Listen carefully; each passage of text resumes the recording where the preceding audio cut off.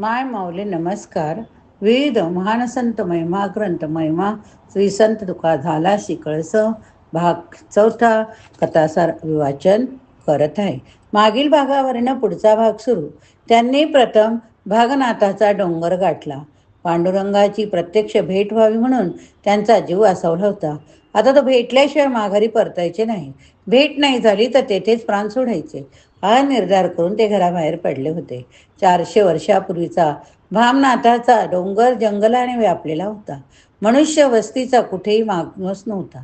सर्वत्र जंगली स्वापाद सर्प विंचू काटेरी झुडपांचं साम्राज्य.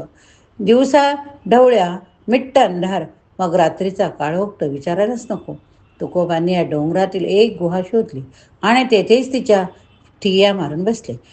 चित्ती पांडुरंगाचं ध्यान आणि ओटी रामकृष्ण हरी या नाममंत्राचा जप. हळूहळू तुकोबा नामस्मरणात रंगून गेले. त्या भावावस्थेत त्यांनी एवढी गाढ तंद्री लागली की देहभानच हरपून गेले. सर्प विंचू अंगाला झोंबले.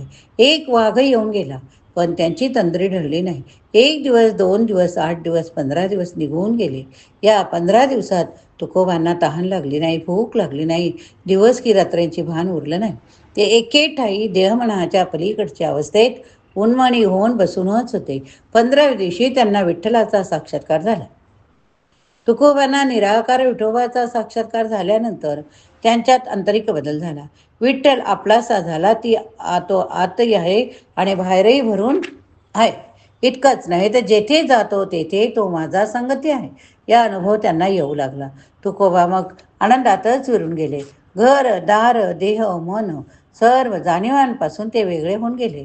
तुकोबांचा हा आतला उत्सव चालू असताना त्यांच्या देऊच्या घरात मात्र तुकोबा कुठे गेले म्हणून आकांत पसरला होता.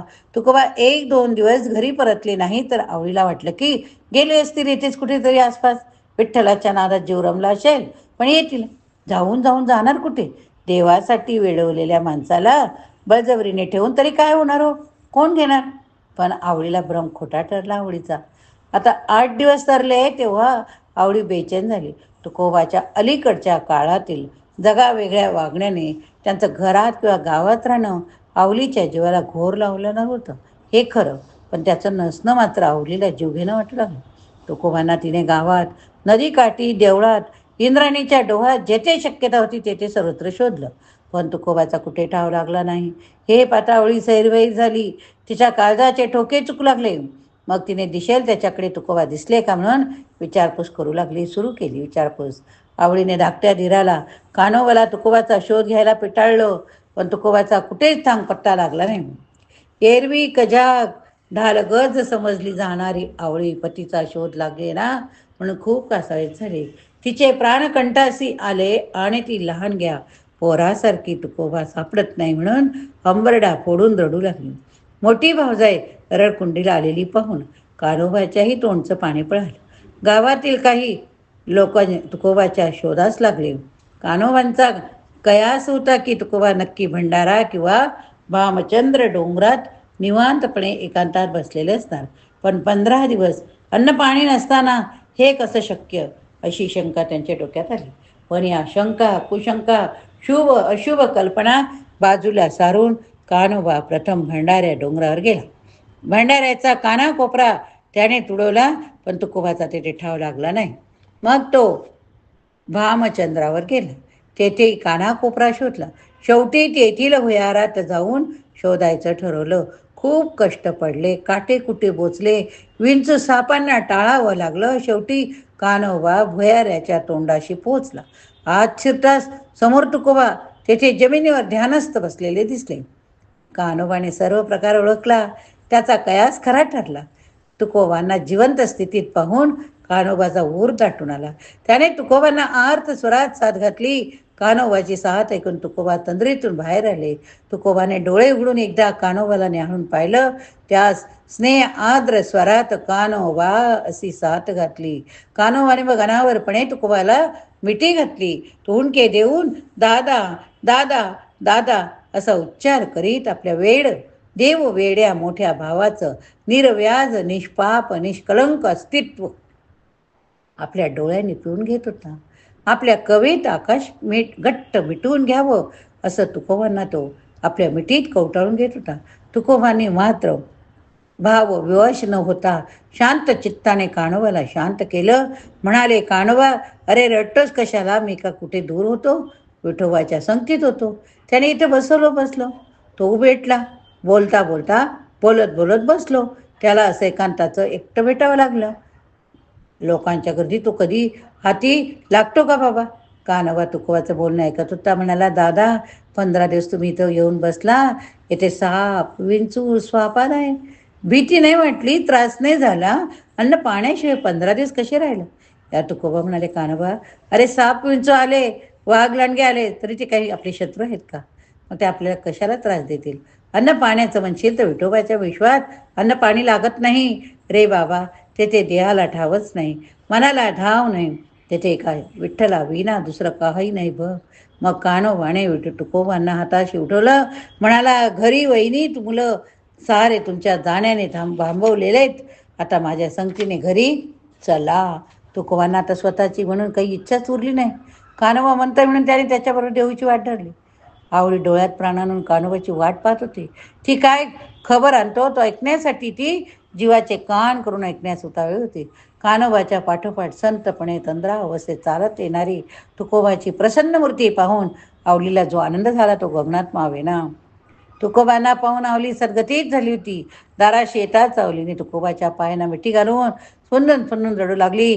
मला क्षमा करा, चुकलं माकलं असलं तर क्षमा करा, पण असे रागे भरून रुसून आम्हाला सोडून दूर जाऊ नका.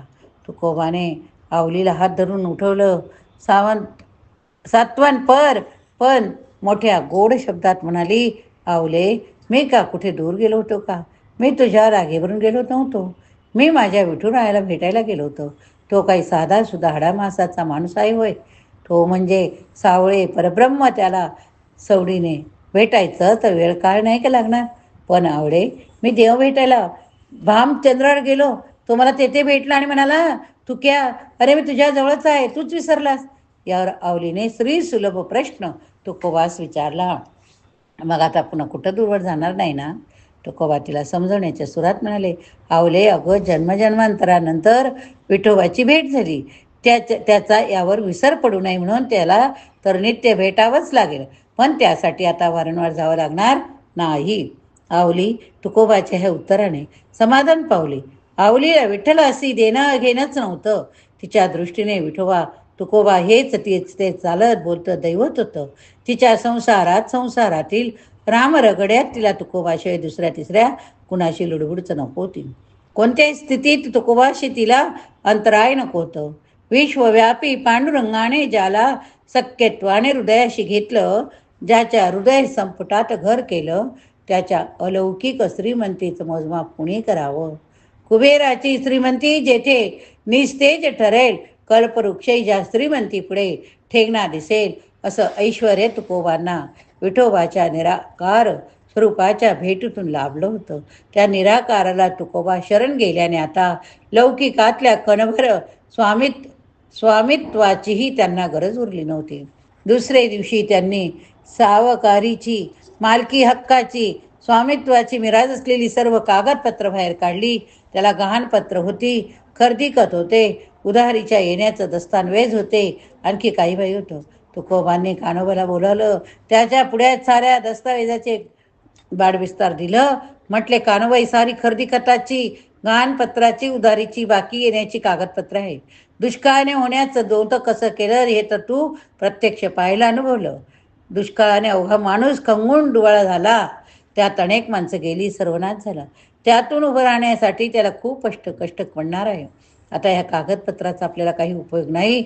मूळ आडातच नाही तर पोऱ्यात कुठून येणार? कान्होबाला तुकोबाच्या बोलण्याचा काही उमस पडेना. तो चक्रावून गेला. मग त्याने तुकोबांना विचारलं, दादा, तुम्ही म्हणताय खरं, मग या कागदपत्राचं काय करायचं? तुकोबा म्हटले, सारं इंद्रायणी तर बोळून मोकळे होऊ. देव दयेने आपल्या पदरी जे राहील ते सहार आपल्याला पुरेल. कान्होबाने विचार केला की आता तुकोबा जीवनमुक्त झालं, त्यांचं ठीक आहे, पण मी तर अजून संसारात जगराडगीत बुडालेलो. मला ही कागदपत्र बुडून कशी बुडायचं लागेल? मग तो धीर करून म्हणाला, दादा, मला सांगा की या सावकारीत माझा पण हिस्सा आहे ना? तुकोबा म्हणाले, कान्होबा, तुझा हिस्सा आहेच, नाही कसा? तर कान्होबा म्हणाला, दादा मी प्रापंचिक माणूस, तुमचा विठोबा तुम्हाला तारून नेईल, मला कोण तारणार? तुम्ही माझ्या हिशोबाची सावकारीची कागदपत्र इंद्रायणीत बुडवा, माझ्या हिश्श्याची मला द्या. तुकोबा म्हणाले, कान्होबा जशी तुझी इच्छा. तुकोबांनी मग खतपत्राचे 2 हिस्से केले, एक कान्होबाला दिला. आपल्या वाट्याचा हिस्सा त्यांनी कपड्यात गुंडाळला, त्यास एक मोठा दगड बांधला. इंद्रायणीच्या डोहात तो निर्माल्यासारखा बुडवला. आणखी एका मोठ्या मायापाशातून तुकोबांनी आपली सोडवणूक करून घेतली. आवलीला तुकोबाचं वागणं पटलं नाही. तिने थोडाफार त्रागा केला, पण अधिक ऊन बोललं तर नवरा पुन्हा उन्हांतरी कायमचा जाऊन बसायचा. भीतीने ती मुग गिळून फक्त तनत राहिली. देवहुतली शाणी सुरती माणसं तुकोबाला हसली. काहींनी तुकोबांना वेड्यात जमा केलं, काहींनी त्यांना मूर्ख व्यवहारशून्य ठरवलं. तुकोबा मात्र एका बंधनाची मिठी सुटली म्हणून आनंदात होते. तुकोबांचा एक अभंग आहे, आशा ही समूळ खणून काढावी, तेव्हाची गोसावी व्हावे तेने, नाही तरी सुखे असावे संसारी, फजिती दुसरी करू नये, आशा मारून या जयवंत व्हावे, तेव्हाची निघावे सर्वातून, तुका म्हणे जरी ओघाची तातडी, आशेची बिवडी करी आधी, आशा समूळ खणून काढल्याशिवाय अंगी गोसावी पण येत नाही. जो आशाबद्ध आहे त्याच्यातही साधुत्व येत नाही.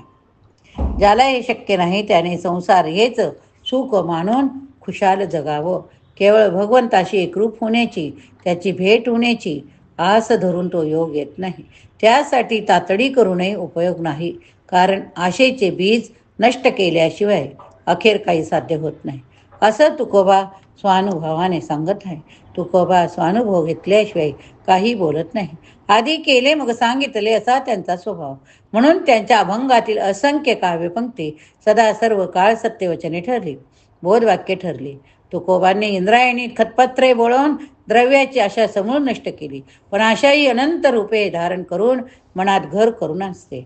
द्रव्याची आशा, स्त्री सांगावी संघाची आशा, मान सन्मानाची आशा, अशा अनेक अनेक आशा असतात. आसक्ती, तृष्णा, वासना, विषय वासना, लालसा, इच्छा, आकांक्षा या अनेक नावांनी आशा ओळखली जाते. सर्व आशांचं जन्मस्थान जर कोणतं असेल तर ते आहे माणसाचं मन. हे मन निशेष झाल्याशिवाय आशेची वळवण शक्य नसते. तुकोबाने मग आपलं मन निशेष करण्याचा उपाय शोधला. तो उपाय त्यांनी एका अभंगात सांगितला. तो अभंग कोणता? चला आपण ऐकूया. बोलावा विठ्ठल, पाहावा विठ्ठल, करावा विठ्ठल जीव भाव, येणे सोसे मन झाले अवघरी, परती माघारी घेत नाही, तुका म्हणे देह भरीला विठ्ठले, काम क्रोधे केले घर रीते, विठ्ठलाच्या नामाने स्मरणाने आणि चिंतनाने देव मन वीस सतत ठासून भरत राहिलं की मग आशा तेथे राहू शकत नाही. एके ठाई 2 वस्तू भरता येत नाही. त्यामुळे आशेचा पदर धरून आलेली काम, क्रोध, लोभ, मोह, मत्सर आणि भय हे षड्रिपू आपोआपच देहमनाचं घर सोडून जातात. तुकोबांनी असं हे देहमनाचं रांझण विठ्ठल नाम भक्तीने सदा ओसंडून राहिलं इतकं भरायला सुरुवात केली.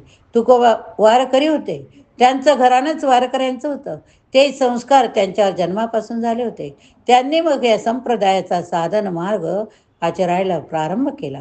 कारण साधनेशिवाय गुरुप्राप्ती नाही. गुरुप्राप्तीशिवाय ज्ञान आणि भक्तीचं ऐक्य नाही.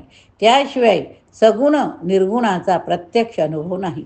तुकोबांनी मग या मार्गाने प्रवास सुरू केला. अवघा मनोभाव, देहभाव विठ्ठलमय करणं, त्यांच्या विना एक तसूभर जागाही रीतीने ठेवणं हा त्यांचा एकमेव ध्यास होता. ह्यापूर्वी जे तुकोबांचे चरित्रपर अभंग नमूद केले आहेत त्यात त्यांनी संसारापासून, जगरहाटगीपासून कोणता ताप झाला, कोणत्या यातना सोसल्या त्यांचा समग्र उल्लेख आलेला आहे. जन्मल्यापासून हा तापत्रय यातना भोगत असताना आपण विठ्ठलाचे चरणी काया वाचा मनाने शरण गेलो नाही, त्याबद्दलची उपरती विषाद या अभंगातून व्यक्त झाला आहे. तुकोबा मग विठ्ठलाशी अर्जवी भाषेत बोलू लागतात. म्हणतात, हे विठ्ठला माय बापा, तू आता मला या संसार सुखाच्या विनाशी भोऱ्यातून बाहेर काढले. तू माझ्या संसाराला चिरा पाडला असं, तू माझ्या धन द्रव्य व्यवहाराचे वाटोळे केले. आशा पाश तडा तडा तोडलेस. मायापाश जाळून टाकले. अहंकार नष्ट करावं म्हणून मला उघड्या जगात करंटा ठरविलंस. विषय वासनाचेही मूळ तोडलंस. त्या अर्थी मी तुझा भक्त आहे हे तू मान्य केलंस. यापुढे जाऊन ते विठ्ठलास विठोबास आवर्जून सांगता की तुझा भक्त असण्याच्या सर्व खुणा तू माझ्या संसारात माझ्या भावविश्वात उमटविल्यास मग आता तुझ्या माणसातला अंतराय तुका दूर करीत नाही. तुकोबांच्या विठ्ठलाशी होणाऱ्या संभाषणात लढीवाळपणा असला तरी तुकोबा अधूनमधून विठ्ठलाशी परखडपणे बोलतात. त्यात निग्रह असतो, अतूट निश्चय असतो. ते एका अभंगात विठ्ठलास म्हणता, हे विठ्ठला माय बापा, आता मी परिपूर्णरित्या झालो. आता माझा एकच ध्यास हा देह तुझ्या चरणी बळी देऊन सर्व संचिताची होळी करून तुझ्या नामाचा टाहो फोडीत तुझ्याशी एक रूप होण्याचा, तुझा खरा भक्त म्हणून मिरविण्याचा. तुकोबाची उत्तरा आयुष्यातील जीवनयात्रा फक्त आणि फक्त विठोबाशी काया वाचा मनाने एक रूप होण्याचे आहे. देह जावो अथवा राहावो पांडुरंगी जीव भावो या कृत निश्चयाची ती आहे. भागवत धर्माची किंवा वारकरी संप्रदायाची जी ठळक भक्तिसूत्र आहे त्यानुसार तुकोबा जन्मजात विठ्ठल भक्त होते. रामकृष्ण हरी हा नाम जप त्यांच्या दैनंदिन जीवनातील एक नित्यनेम होता. भजन कीर्तन तर नित्य देऊळ वाड्यात होत असत. ती नेमाने ऐकत म्हणून सर्वांना भक्ती होतीच. आषाढी कार्तिकीची पंढरीची वारी न चुकता ते आनंदाने करीत होते.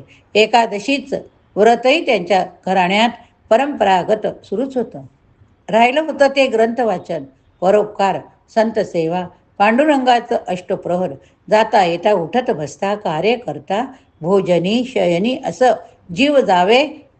जीव भावे चिंतन. आता कोणताही व्यत्यय म्हणून नव्हता म्हणून तुकोबांनी आपली काया वाचा मन साधनेकडे वळवलं. तुकारामाने गुरु केला नव्हता कारण त्यांना तशा पात्रतेचा सिद्ध आत्मा कुठे आढळत नाही. जे कुणी अवतीभोवती गुरुपण मिरवित होते ते सारेच ढोंगी होते, भोंदू होते. अशा ढोंगी गुरु आणि साधूंबद्दल तुकोबांना तिरस्कार वाटे. हा तिरस्कार त्यांच्या असंख्य अभंगातून व्यक्त झाला. म्हणून आपल्याला गुरु मिळवून देण्याचं कष्ट पांडुरंगानेच करावं म्हणून ते त्यांची व्याकुळ होऊन मनधरणी करीत असत. विठ्ठलाच्या ठाई असलेला प्रेमभाव, भक्तिभाव, शरणभाव दृढ होऊन तो स्थिर व्हावा, तो स्थिर करून उंचवत न्यावा यासाठी तुकोबांनी लोकांच्या सहवासात न राहता विजनवास स्वीकारला. ते उजाडण्यापूर्वीच भामचंद्र, भंडारा किंवा गोराडा यापैकी कोणत्या तरी डोंगरावर जाऊन ध्यानधारणा व नामजप करीत ज्ञानेश्वरी, हरिपाठ, एकनाथी भागवत, भावार्थ रामायण, गीता अशा ग्रंथांचं वाचन करीत. पण हे वाचन वरवरचे नसे, अर्थाचा मागोबा येत. त्यातील अनुभव सरितेचा गोडवा चाखत ते वाचन करीत. त्यावर स्थिर चित्ताने मनन चिंतन करीत. नामदेवाच्या अभंगाचे संस्कार त्यांच्या मनावर बालपणापासून होत होते. त्यांची आई कनकाई हिला नामदेवाचे अनेक अभंग पाठ होते. ते ऐकून ऐकून तुकोबांच्याही ते तोंडपाठ झाले होते. पण या पाठ केलेल्या अभंगाचा अर्थ समजावून घेत तुकोबा भक्ती रसात डुंबून जात. ते गाता गाता त्या लहरीत नाचू लागत. मी गातो नाचतो आनंद वेडा झालो अशी त्यांची स्वानंदी विरून गेलेली अवस्थाच आहे.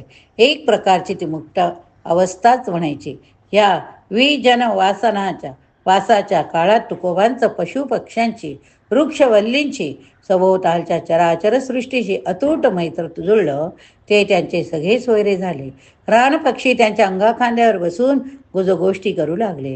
वृक्षवल्ली आम्हा सोयरे वनचरे, पक्षी सुस्वरे आळविती, येणे सुखे रुचे, एकांताचा वास नाही गुणदोष अंगा घेत. तुकोबाचे केवळ शब्द नव्हे तर प्रत्यक्ष अनुभव होता.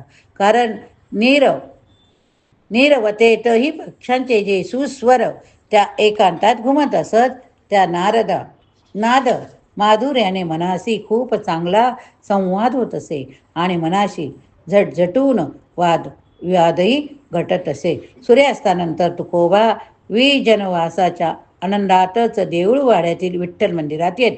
तेथे मग पुन्हा भजन कीर्तन सुरू होई.